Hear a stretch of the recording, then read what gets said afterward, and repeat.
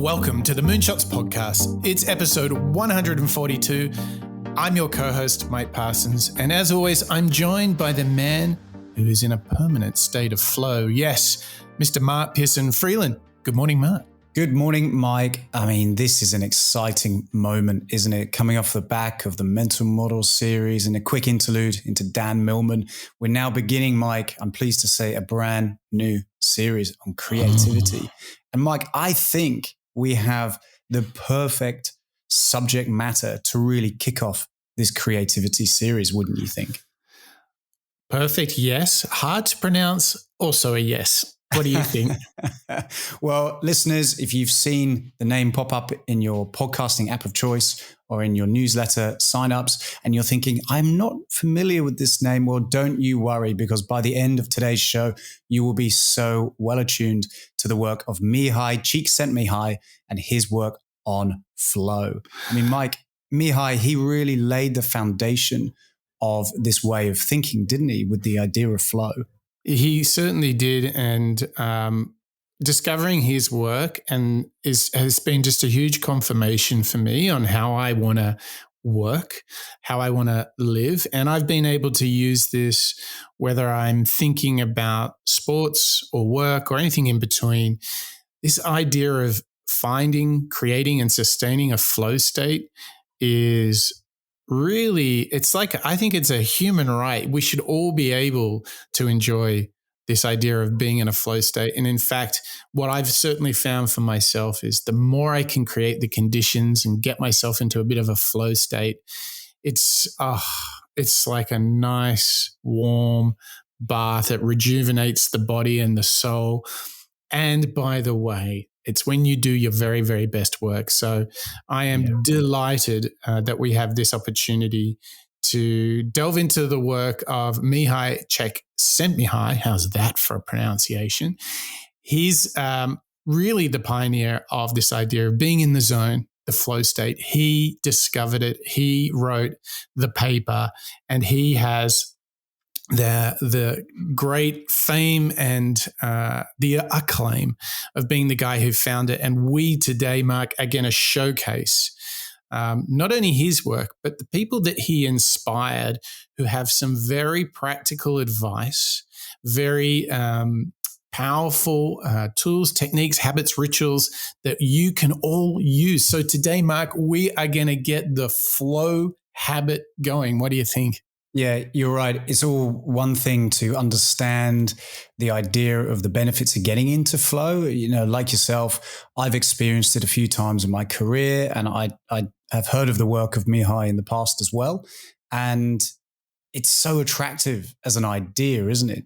You want to get into flow. And by the end of today's show, we are going to know how to simulate ourselves into patterns and pattern behaviors of thinking better and getting ourselves into the flow patterns. Yeah, well, I think we've all experienced flow on occasion, but not nearly enough. Don't you think that's the biggest challenge we face with flow, Mark? Yeah, the biggest challenge is really getting our brains into gear and removing lots of distractions. But Mike, I think before you and I continue introducing it too much more, why don't we hear from the man himself, Mr. Mihaly Csikszentmihalyi, introduce us to the idea of mindset and the idea of flow. Realization is one that came to me partly from my own experience of World War II, which I spent in Europe, which made me aware that some people, even under the worst circumstances, seem to maintain their integrity, their purpose, their joy, whereas others, once they lose their supports of financial well-being or status, or their property is lost, they kind of crumble and they become empty shells in many ways. They become bitter and unable to function. So I became, as a child, already interested in trying to figure out what makes the difference between people who have an inner strength or habits that they have cultivated in their lives that make them able to enjoy life regardless of the external circumstances, that you can live either as a pawn of external forces, or you can live, you can master your own destiny to a certain extent. And this act of living under your own control rather than being pulled by the strings of fortune and fate, that's what I call flow. And this is something I simply learned by talking to people who seem to have some passion about life that differentiated them from everyday people. And I call this flow because the people themselves started talking, when they described how it felt to be truly alive, to be completely functioning, they used the metaphor of being like carried by a river, carried by a current. As I say, this happens when we sing, we dance, as happened just a few minutes ago here, when we do sports. But then very quickly I realized that the interesting part is not about flow. It's not that you can do it when you separate yourself from everyday life and you do something artistic or athletic, but you can do flow when you're studying, when you're working, when you're at home and with the family. And that's really the best application of flow, is how you can use it in everyday life. I love this, Mark, because already he's challenging what we might think of as just being a bit in the zone, right? He's saying, oh no, it's this natural state of being that feeds not only like a flow state, not only being in a great rhythm, but he's saying, no, this is all about building inner confidence and taking control, taking responsibility for yourself. I mean, when you listen to that, what you realize is flow is so much more than just being in the zone, isn't it? Yeah, exactly. It's so much more than just turning off your notifications and getting into that zone. You know, he talks about the idea of passion and how he spoke to all these individuals who had this natural joy de vivre and wanted to go out and do some great work.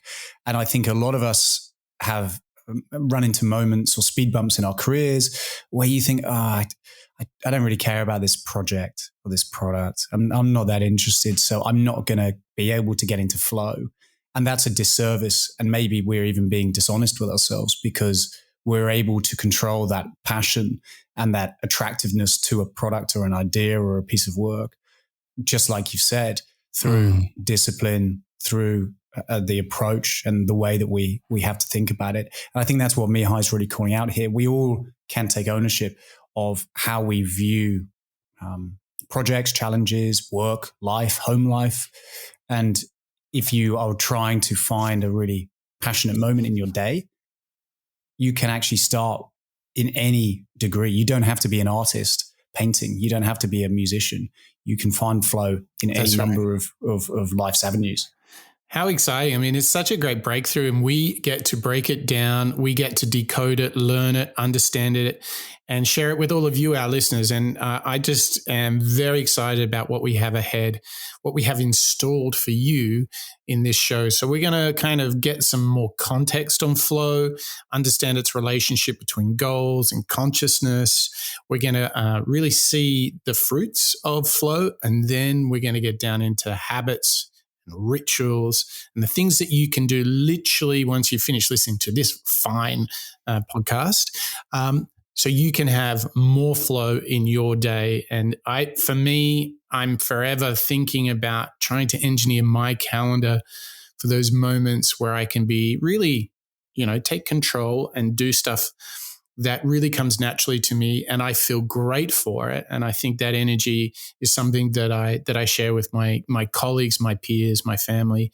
So I think it's an essential thing that we should all be doing if we want to realize, our full potential. And I tell you what, Mark, we've got a bunch of people, a bunch of members these days here at the Moonshots podcast, and they're all realizing their potential. What do you think? This growing band of moonshotters, Mark. I mean, I think we better shout out to them and thank them for their support. We've had such a positive number of individuals signing up, becoming members of the Master Series of Moonshots via our members section on the website, Mike. I mean, we have members from quite literally all over the globe. A quick shout out to Bob, to Nils, to Jess, to John, to Terry, to Bridie, to Neil, to Sandy, and Marjolin. Mike? Marjolein de Groy. Marjolein. A great member from the Netherlands, which is a very dear place to my heart. I spent 8 years there. My son was born there. I got married there. So it is just so wonderful to see the Dutchies singing Hoop, Holland Hoop, and coming on board to be Moonshot members. And we want to encourage all of you to become members as well, because you get access to our Moonshot Master Series, our exclusive podcast for members. So that's in addition to this one, you get to hear us going deep on the essential practices to be the best version of yourself. So we're so grateful to all of you who are becoming members and supporting us. Remember, by becoming a paid member, you help us generate the funds to build our mobile application that we're going to launch later this year. So we can really kind of deploy the best technology to you so you can get the most out of the moonshot thinking. I think, Mark, it would only be fair to shout out to all the different corners of the globe. We had Fabrizio reaching out to us, sharing us stories from Brazil. How great is that to get a note from Brazil, Mark? I mean, it just helps. It helps me, feel passionate, Mike. Yeah. Hearing these individuals and these listeners and these people from around the world getting in touch with you and I and our team on the Moonshot side and calling out these little stories from all over the globe and joining us as Moonshot Master members as well. I mean, it makes me feel, not to get too soft, Mike, but it makes me feel pretty warm inside. It's, isn't it great how many passionate people we have learning out loud with you and I every week? Yeah, and he called out some of his favorite shows was Satya Nadella from Microsoft, Tom Brady, Christine Lagarde, Abby Wambach. I mean, there's a cross-section of folks right there. You kind of got growth mindset, resilience. I mean, you've got fighting against the odds. You've got being a team player. And frankly, those are all lessons we can learn to be the best version of ourselves. And as all good moonshotters do, Fabrizio gave us a recommendation. He said he would really love us to do Talking to Strangers, a book by Malcolm Gladwell. I mean, we did so many books by Malcolm. I can't believe, Mark, that we left one of them out. Right? Yeah, I think our series of 4 shows on Malcolm Gladwell, maybe we'll have to come back and do at least another one just for Fabrizio. Yeah, I think so. So become a member. Tell us who you want us to study. What superstars do you want to learn from? We'll decode their work. We'll share it with you. Become a member at moonshots.io. That's where all the good things happen. And Mark, let me tell you, there are lots of good things we can enjoy in the world. And chasing your goals, something dear to the moonshotters, is something that is not only good to do, but it's an essential part of flow. So let's have a listen to the YouTuber Successful by Design. They're going to break down the anatomy of consciousness and processing goals. How many times have you heard people say that they'll be happy only if something happens, if they had more money, if they had a better car or a better house or something else? People tend to believe that their happiness comes from the outside. However, if you've read a book or listened to a talk about happiness in the past 30 years, there's a good chance you heard that only 10% of your happiness comes from your life circumstances. So we're left with the million-dollar question, what about the other 90%? The answer is flow. What is flow though? The best way to describe it are those moments when you're completely absorbed in a challenging yet doable task. That could be, for instance, when you're completing a project and you get fully immersed in the work.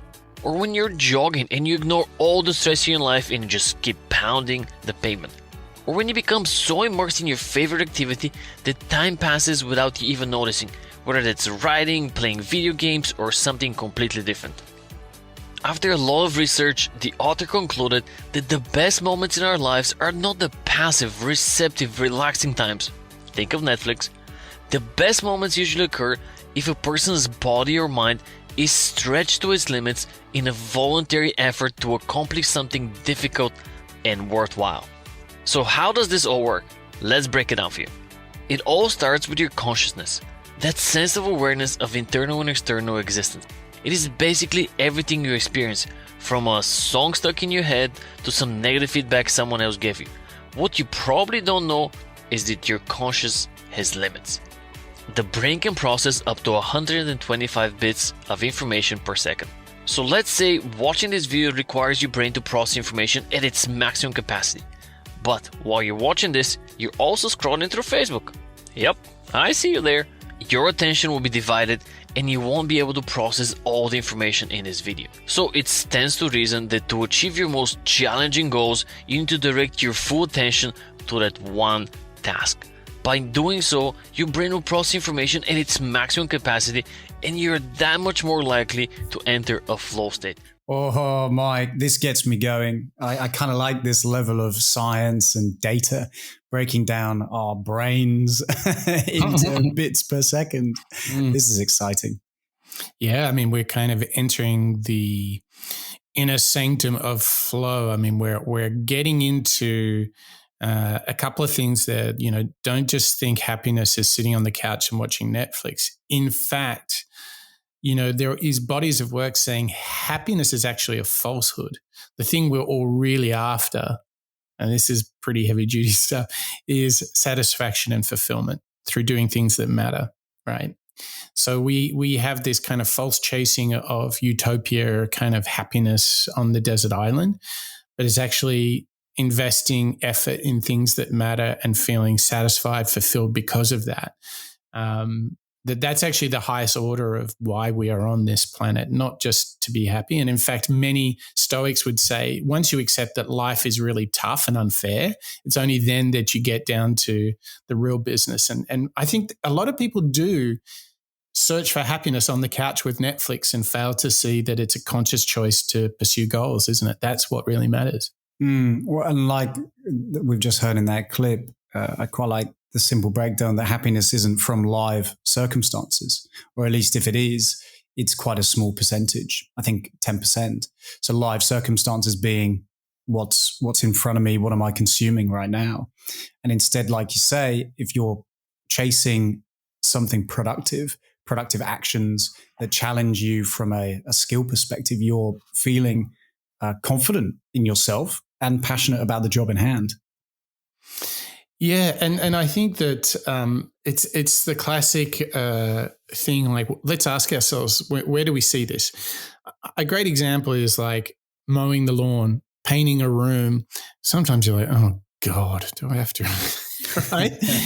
But then actually, that little buzz you feel at the end because you've just been in there in the room painting, sanding it down, and then just being in this kind of not too difficult, requires some attention, and you're listening to some tunes. And before you know it, the room's painted, and then you sit back and go, wow, that looks kind of great. I think this is why so many people get fulfillment out of gardening, because it uses flow state. You have this difficulty and skill, this attention. You're not too anxious. It's not too hard, but it's not too boring. You're in flow. I really like this idea of pursuing very consciously set goals and straddling those two lines. I believe that this is why, even at the beginning, you think mowing the lawn will be like the most boring thing on the planet. But then at the end, you look and it looks great and the place looks fantastic. And you're like, oh, kind of feel pretty good right now. Yeah. I think that's the inner confidence and taking control that Mihaly was talking about. Yeah. I like that analogy actually, because you're right. It's not necessarily something that's super skill necessarily. I mean, if you're going to do the job well, then obviously you want to give it lots of attention and give it your best go. But at the same time, it's kind of a workout. You've kind of got to pay attention. You don't want to run over anything. And if you can straddle, like you say, that boredom element, which is when you'll go online, maybe you'll consume content, or you'll just purchase, you'll just buy products because you think that that's going to make you happy. Or at the converse side, the other side of that chasm, you're feeling anxious, so you're a little bit off put, you don't have that confidence. I think it's really that sweet spot. Flow is really that sweet spot of feeling confident about what you are doing at that moment and feeling quite satisfied and happy at the end product. It certainly is. And I think now we're kind of starting to lurch towards habits and rituals, and like, we're going to get there. Don't worry. But I think it's really important. We want to follow up what we've just talked about with making sure that we are incentivized enough to create the conditions for flow state, not just getting in the zone, but really taking control of your environment, taking control of your time, your calendar, setting those very conscious-minded goals. So let's have a listen to Successful by Design again, but this time we're going to just plow you with all of the benefits, all of them, every single one of them on flow. So let's have a listen to Successful by Design. Benefit number 1, you're more likely to achieve your goals. The best way to accomplish a goal is to put everything you have into it. That includes your time and your attention. So when you enter a state of flow, you immerse yourself into the one activity, and by doing so, you are a step closer to achieving that one goal. Benefit number 2, you become more self-confident. Because when you feel you can actually succeed in a challenging activity, it gives you a massive boost in self-confidence. Benefit number 3, you improve your experiences.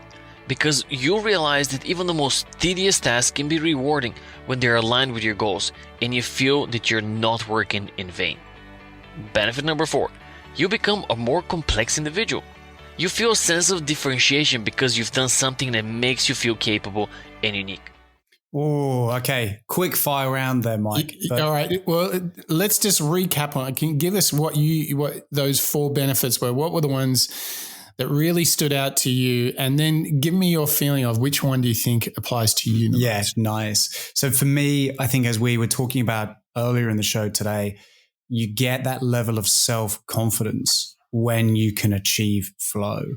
And one of the benefits is feeling good about yourself, which in turn, depending on how we want to break down this idea of happiness, it can lead you to feeling more satisfied and comfortable with the job in hand. I think that one is a pretty big one for me, Mike. But the third benefit that Successful by Design calls out in that clip was your experience is improved. And I think that is a big aha moment in my mind. Your experience of the work, your experience of difficulty or a challenge or an obstacle is then improved or perhaps changed through your visual approach towards that challenge. So much like we saw in the mental model series, where you can utilize a number of models and frameworks in order to solve problems better, perhaps. I believe that where we can see a benefit from flow landing, for me in my mind, is being able to achieve it and therefore improve that experience that otherwise might be causing me a lot of anxiety, a lot of pain, a lot of discomfort, so much so that I might be tempted to flee or fly from that problem. Oh, I see. So it almost builds resilience. Yeah, that's where I can see a big benefit of flow coming in here, because it changes or maybe rewires what how I'm visualizing or seeing or receiving a potential situation or experience. So let's look at it then and compare this to deep work. And let's ask ourselves, how is this different? Because we know that you, our moonshotters, love Cal Newport's work on deep work, one of the most popular shows we've ever done. But there's something more here, isn't there, Mark? Yeah, for me, and I am such a huge fan of deep work as well. We've talked about it so many times on the show. And like you say, our listeners love it as well. I would say that the difference lies in the differentiation between productivity and enjoyment. So deep work, at least the way that I use deep work, it's when I've got to get something done. So I want to not be distracted. I want to make sure that I have given it the best chance of being a good deliverable, let's say, whatever that might be, whether it's a message, a document, a conversation, giving it enough time to really be considered and thought about in a deep work approach is what's really valuable to me, at least in Cal's work. Where I can see flow being slightly different is it's a little bit more personal. So it's a little bit more about how I perceive things that are around me. So where deep work might be handy for me to carve out time and be productive, logistics, I see flow coming in the enjoyment factor, in the passion. Right. So this is really interesting thinking, because I mean, I would build on what you've just said and say the following. Like, deep work is about they're very related, but I think there's an important thing here. Deep work is about allocating that time to kind of, as they say, get into the zone, right? Something that we've talked about a lot on the show is, I know for sure I do my best work in the morning. So if I wanted, like tomorrow, let's say I really want to produce something, I'll need at least 2 hours. I'll get to bed early. I'll wake up early. I will attempt to make it the first thing that I do after I've kind of woken up, had that cold shower, done that journaling. You know all the good things now, you Moonshot listeners. You should know by now. But here's the thing. So deep work, I'll allocate the 2 hours, no distractions, and in we go. I think where flow adds something is that there needs to be more. It's not just about productivity to deliver a thing. I think there's an additional add here, which is this idea between taking on something with a bit of difficulty and taking on something that is going to require some skill, and that the sweet spot is being in the middle there. So the way I relate to that is to have a stretch goal, right? So don't just do something like deep work would be, say, us spending 2 hours together making the show together. That's going to be like deep work. However, flow state comes when there's also the introduction of a little bit of a challenge. And it's this healthy challenge. The healthy stretch goal needs to be brought into it. So you are about to encounter perhaps something new that you've not done, but you have an excitement about doing it, not necessarily anxiety.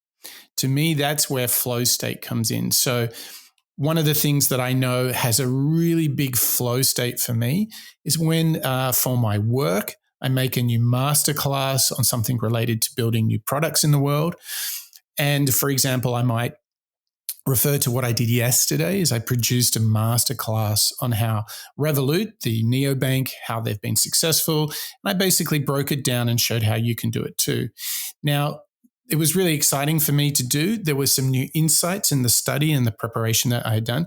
That's really not just deep work, but that's achieving a flow state where I go really into the zone. So I think it's this excitement about the new challenge, new skill levels. I think that's the important build upon deep work if you want to think about flow state. To me, that's the kind of framing for us to understand that it's not just doing the work, but it's doing new work or work that brings you a new twist on, difficulty and skill. It's not just rinse and repeat stuff. So for example, when you're running, maybe you run a different route, maybe you run a different tempo. If it's in that healthy stretch goal, you can achieve this really nice flow state. And there's a lot of things you can do around it with your environment as well, which is very exciting. We're going to tackle that in the rest of the show. But Mark, did I kind of build on it how you had seen it, or do you see it differently? No, I would only maybe even pose this particular insight, Mike, or opinion, maybe flow can actually help those of our listeners who maybe are in a situation where they've kind of maybe fallen out of love with their job, or maybe they've got a problem in front of them that they don't really want to tackle, and therefore they're looking for distractions. Maybe they're not giving the work the best of their ability. I think what you've just built there, Mike, is an idea that if you can achieve this level of thinking, this level of flow, you can find that passion again by looking at the problem in a different way. So, said otherwise, if I'm going for a run and I'm a little bit bored, maybe I'll go a different route.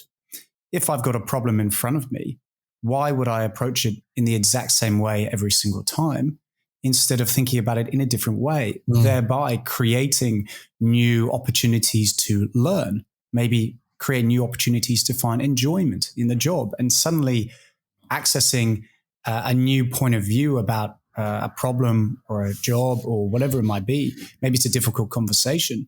Approaching it in a slightly different way via the usage of flow can make it feel like a totally different situation. Yeah. And if we, we'll get into some of the environmental stuff, but changing things up a little bit in how and where you work. And there's some other related work here that I just want to mention, Mark, that we will do on a different show. There is a fantastic body of work by Stephen Kotler, who we have a clip from. We'll definitely do a show on him. The other thing I wanted to mention is a great Japanese concept for the reason for being. It's called Ikigai.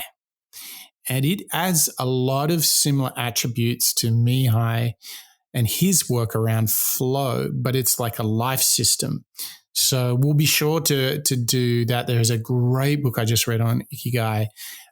So we've got so many, it's like Mihaly's work. It relates to so many other great practices we've yet to cover on the Moonshots podcast. It is so exciting to know that there's all these possibilities to optimize ourselves, Mark, isn't it? Yep, there's so much. With Mihaly has created this foundation for us to build on, and for other scientists and authors to create ways for us to understand this idea. I mean, how valuable is that for us to learn today? Yeah. Oh, yeah. Now, listen, if you're thinking to yourself, okay, there's been lots of context setting here, lots of inspiration, you are now dying to know how to build a flow state for yourself, how to do it, not just once, but how to repeat it. We are now entering the flow ritual stage of the show. Cue the drums, blow the trumpets, and we're going to start with somebody who is a wildly interesting guy, Stephen Kotler. He definitely deserves his own show, but for now we get just a clip, but this clip is fantastic work. I want you to think this as the modern extension of Mihaly's original work. This is a guy that has spent his life studying people who are Superman, who do the impossible. And he has decoded the playbook for flow. And he's done it from a scientific, research-backed perspective. So I'm really excited to share with all of you the different flow cycles. The Flow Genome Project, what we've discovered, when people want more flow in their lives, the number one thing we can tell them is that there is a flow cycle. So the old idea about flow was that it was a binary. It was like a light switch. You were either in the zone or you were out of the zone. What we now know is that flow is a 4-part cycle. And you have to move through all 4 parts of the cycle before you can return to the flow state itself. The neurobiology of the flow cycle and the actual research came out of Herb Benson's work at Harvard. He kind of laid the foundation for it. But what we've discovered is at the front end of the flow state, there's a struggle phase. This is a loading phase. You are loading, then overloading the brain with information. For a baseball player, this is learning to swing a bat at a ball. For a writer, planning a new book, this is when you're doing interviews. This is when you're reading. It's when you're diagramming structure and things like that. It's very unpleasant as a general rule. So even though flow may be the most desirable and pleasant state on earth, the actual flow cycle itself starts with a very unpleasant state known as struggle. From struggle, you move into release. This literally means you want to take your mind off the problem. So what happens in flow is we are trading conscious processing, which is slow, has very limited RAM, right? The working memory can only hold about 4 items at once, and is very energy inefficient. For subconscious processing, which is extremely fast, it's very energy efficient, and has pretty much endless RAM. So to do that, you have to move from struggle, you have to stop thinking about what you were trying to think about, basically. You take your mind off the problem, you go for long walks.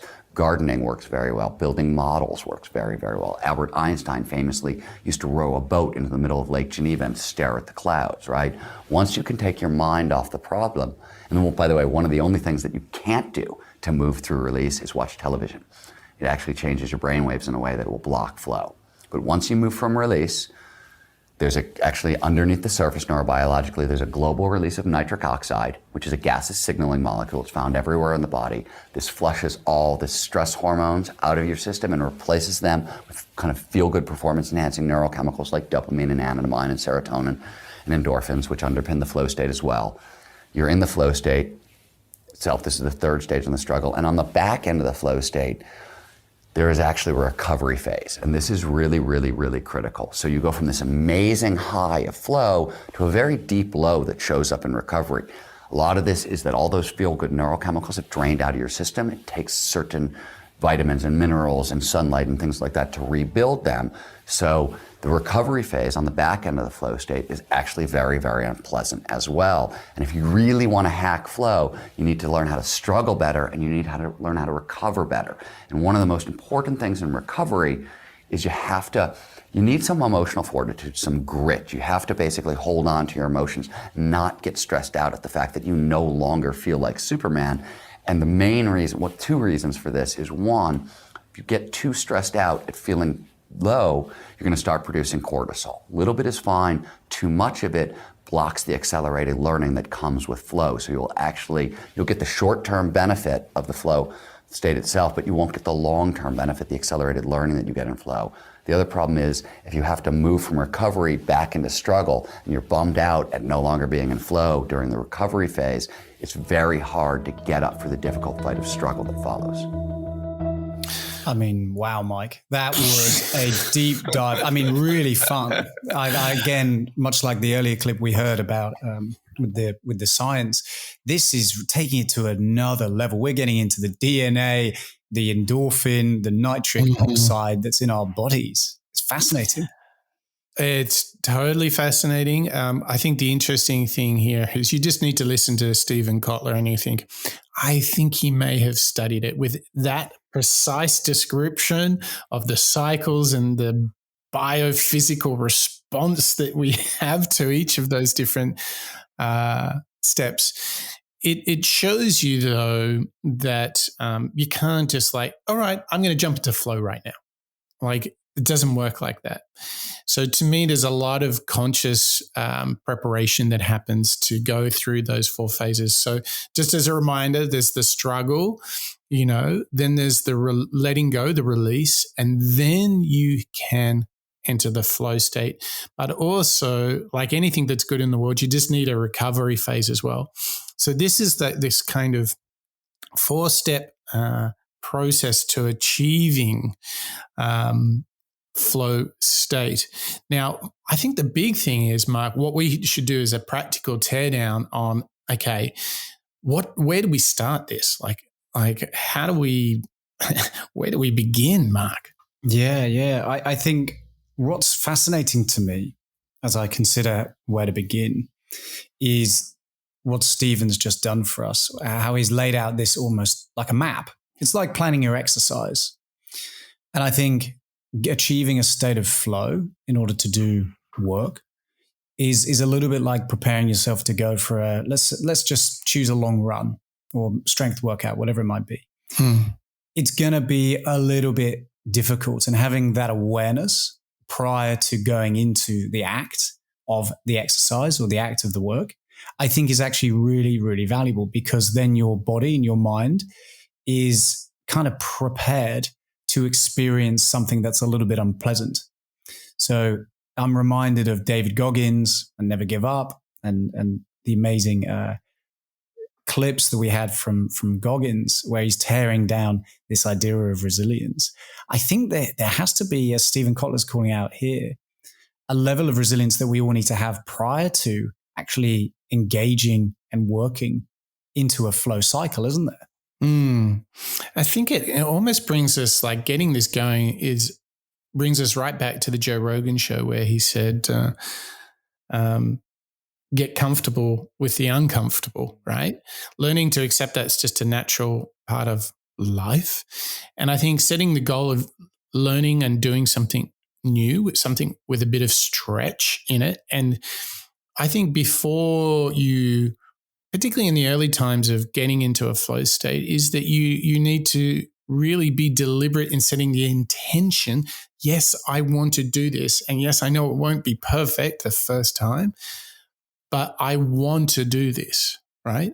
I think that conscious decision will help you get through the struggle, then letting go, so that you can then really enjoy that flow state. Yeah. I think you're right. And in fact, you've just reminded me of a similar moment quite recently. I was preparing a point of view for a meeting that I had coming up. And much like you and I have discussed on the show before, one of our favorite, let's call them hacks, or favorite way to prepare prior to a big meeting with a customer or a client or a colleague is to prepare some talking points, or maybe it's an agenda or a table of contents.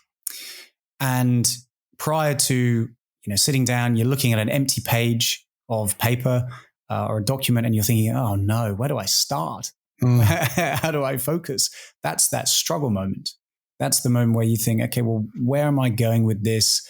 Okay, maybe I should talk about finances, but in order to talk about finances, I sort of need to get them warmed up with the context, maybe the background, and you start jotting down all these different ideas, don't you, Mike? Scribbles here and there, and you might form a little bit of a skeleton. What Stephen Kotler then calls out as step 2, which I really like, is the release. Go for a walk, or maybe gardening, whatever it might be, change it up. And that's pretty consistent, Mike, with what you and I have reflected on before, which is once you've written down a skeleton, table of contents, let's say, leave it for a bit, share it with a colleague, ask for feedback, but don't work on it anymore. Maybe just give yourself the night to sleep on it. Then when you come back, you might not jump straight into step 3, which is flow. Maybe you need to, again, go through a little bit of a struggle, bit of a release. But that preparation, that almost like stretching prior to an exercise, creating the table of contents, creating a working document, I think helps us get to that flow state quicker, doesn't it? And once you get into it, because you've laid down the foundations prior to the moment of trying to do that work, I think it becomes that little bit easier.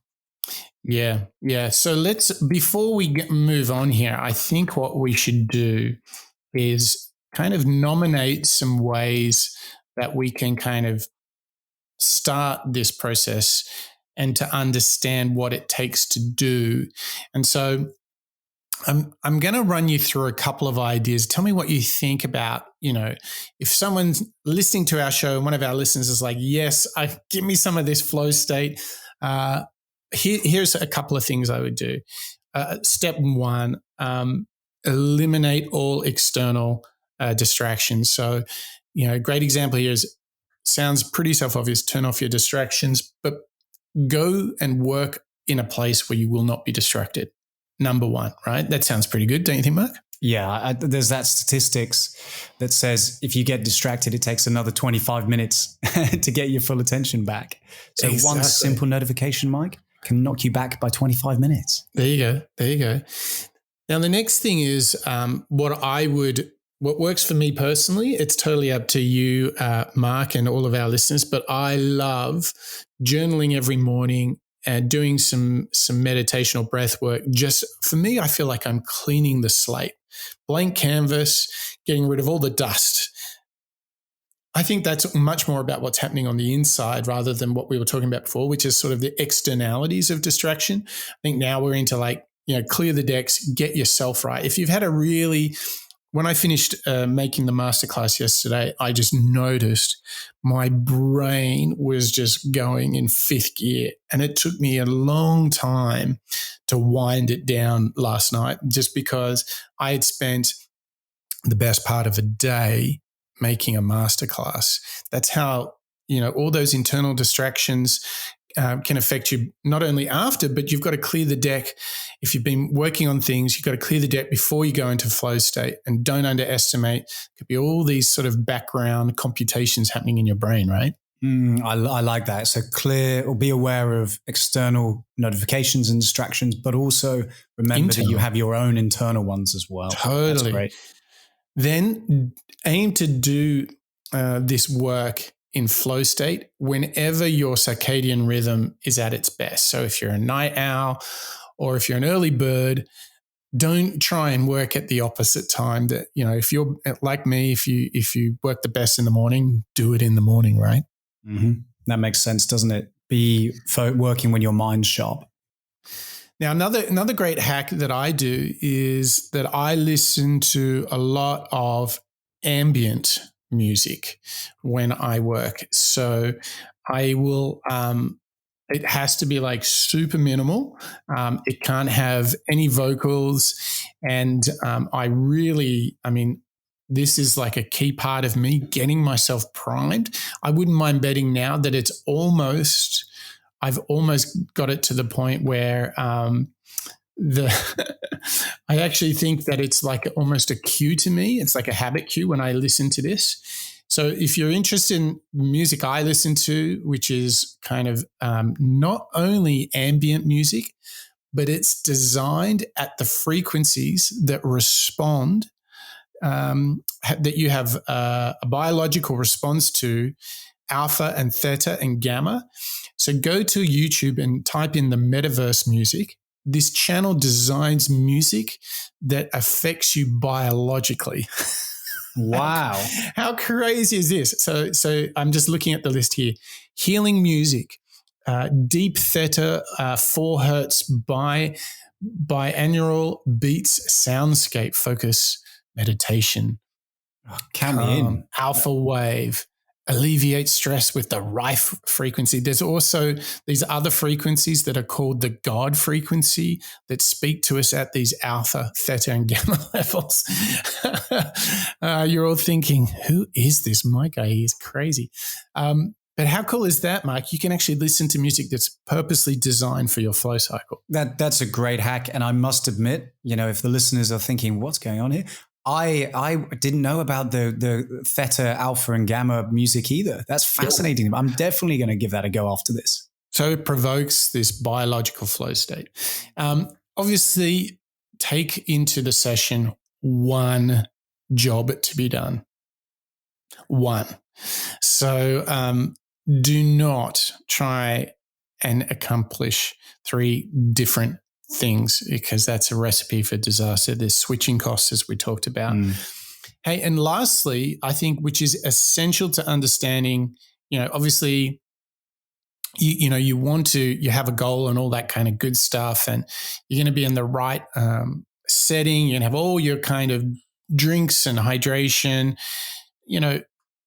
all of that. But the last thing I would just say is choose something that is a healthy stretch goal.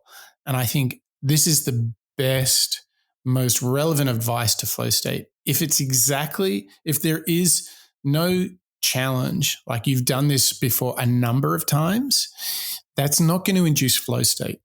It's got to be different enough. It doesn't have to be crazy different, because then, you'll find it very hard to be satisfied because you've just taken on a mountain. But find something. Let's say, for example, you're a musician. You've always played a particular artist. Play someone who's similar, but you've not played one of their songs before. That would be a good example. That's like a healthy stretch goal. Does that make sense? Yeah, that really, really does, Mike. And I like these 6 or 7 steps that you called out there. Those are really valuable at helping me not only understand the value of flow, as we've talked about today, but actually, as I consider making this part of my daily habit, something that I can try and practice each day, I think that actually provokes me into trying new ways of approaching a particular problem or challenge. Yeah, totally. All right, we've been doing lots of talking. Let's go back to successful by design.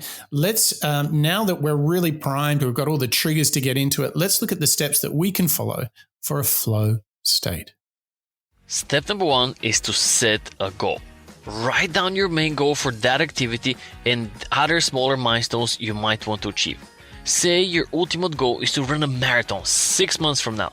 Write that down with some smaller milestones like a run 5 miles per day or run half a marathon 3 months from now. Step number 2 is to decide how you measure your progress. If you want to run faster, for instance, time will be your measuring tool. You cannot get better at something unless you first measure it. Step number 3, focus on the activity. Flow comes from focus.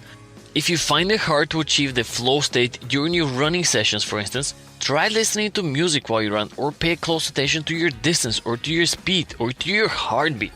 Those little twists might help you focus solely on that one activity. Step number 4 is to learn everything about the activity. Even the most seemingly uncomplicated activity has its little secrets. Running, for instance, seems straightforward, right? But if you want to be a good marathoner, you need to uncover a lot of the finer details. How much water to consume and when, how to stretch and warm up properly, what to wear, what not to wear. The deeper you go into the details, the more immersed you can become. The next step is to develop new skills. No activity is too simple and you can never be too good at something. So look for where you can improve and work towards developing new skills. If you want to be the best runner, for instance, learn the skills that can help you become a better runner, like your arm position or your foot contact. There will always be new skills that will help you master the activity that you're working on. And step number 6, don't get bored. Have you finished the marathon? Awesome! Now it's time to set a new goal. Regardless of what your craft is, once you've mastered it, or at least you feel like you've mastered it, challenge yourself with new goals and start back from step number 1. So you see, you can easily transform any activity into a flow activity. But so far, we've talked about more hobby-like and free time-like activities, unless of course you're a professional athlete.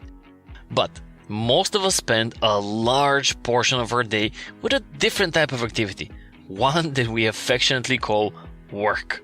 If flow equals happiness and a big portion of our lives is spent at work, your overall happiness lives or dies depending on whether you enjoy your work or not. So let's talk about flow at work. The good news is that you do not need a glamorous or exciting work to find flow. You might think that unless you're saving people or you're saving the world or you're some world-class creative artist, flow will always escape you.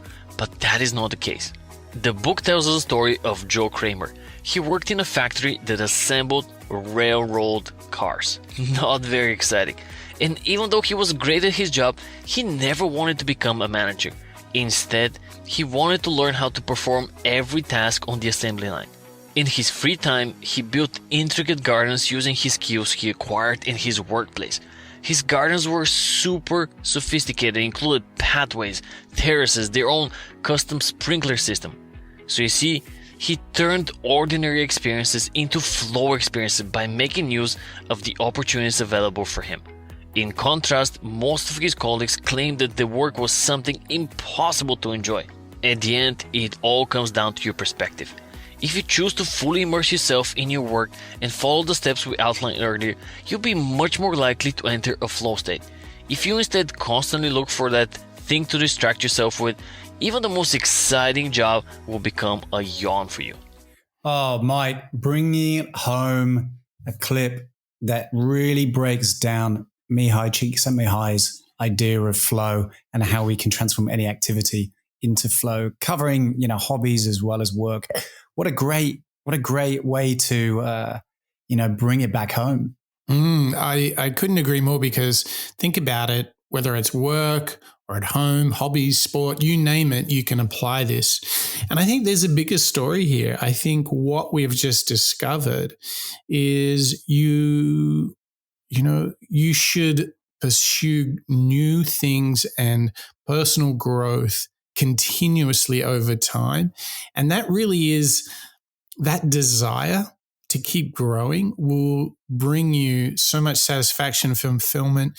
Yes, a sprinkling of happiness too, but it doesn't come without a little bit of challenge. You don't want to feel anxious, but you do want to be excited about learning new things. You want to be challenged. You don't want to be overwhelmed, but you have to kind of have a few head scratches like, how am I going to do this? Because I think What it simply comes down to is the stretch that we make to learn new skills, to solve new sorts of problems, to achieve new things. This growth is essential to keep us going, to be the very best version of ourselves. So here we are thinking we're going to do a show on getting in the zone, but it turns out that this is sort of at the essence of realizing your full potential, is this continuous growth, continuous learning through entering flow state. And it's really up to us as individuals to take ownership of it and find that perspective, rather than thinking towards a problem or, maybe an activity such as a marathon or just exercise, in fact, and wondering, no way, that's not, it's going to be too hard for me. Instead, if you break it down, like we just heard in that final clip, define the goals, find ways to measure that progress, really concentrate on a single task, think about that training or stretching, and then go and develop those skills. Like you say, Mike, go in and even though you might know it's going to be a bit of a challenge, go out and develop those skills to get that a little bit better. And there's plenty of times, Mike, I'm happy to say that in my job, I'll run into moments when I'm kind of scratching my head and I'll be thinking, I'm not really sure about that bit of technology, or I haven't really done this level of interview with a potential customer and so on. And it's kind of fun, when you really change that mindset, and instead of me thinking, oh no, I don't want to have to go and deal with this now. I don't want to have to learn. When you actually think, okay, well, remember, it is really fun to learn new skills, then suddenly it becomes far easier, but also far more enjoyable to go out and do. Totally. And now that we have traversed the world of flow state, we've heard from the creator himself and many people that he's inspired, Mark. Where does this leave you if you were going to change one thing today about getting a little bit more flow into your daily routine? What are you going to do? Well, I think there's a couple of big takeaways that I've had actually today. So I'm going to cheat your question just a little bit.